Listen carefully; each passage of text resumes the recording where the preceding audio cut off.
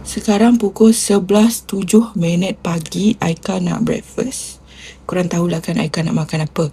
Bakso Aisyah, bakso mozzarella Aisyah. Dapat isi 5, dia bagi sekali dengan sambal.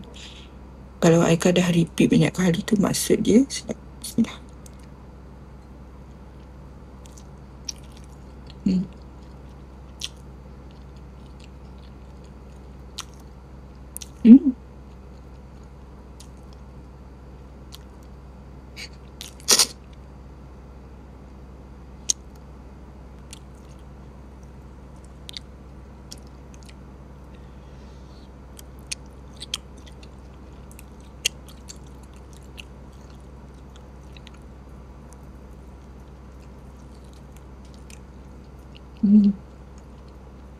Dapat rasa beza tau, kenyal-kenyal tepung dengan kenyal-kenyal daging. Yang ini kenyal daging guys, bukan kenyal tepung.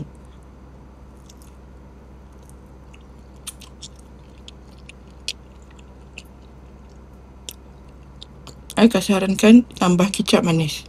Berat daging ya, bukan berat tepung.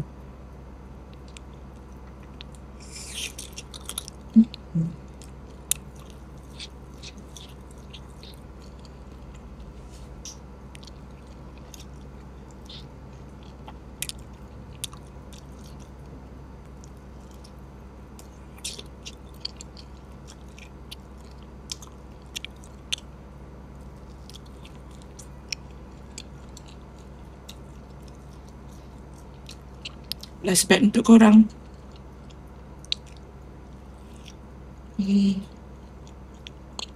Lalu beli 5 ketul sahaja sebab kita nak makan seorang. Kalau korang nak makan ramai, korang beli 10 ketul cimuzi. Tu pun dapat sambal juga. Jangan risau, dia bagi sekali dalam ice box dan juga dia bagi ice pack juga, okay? So jangan risau, hantaran korang takkan basi.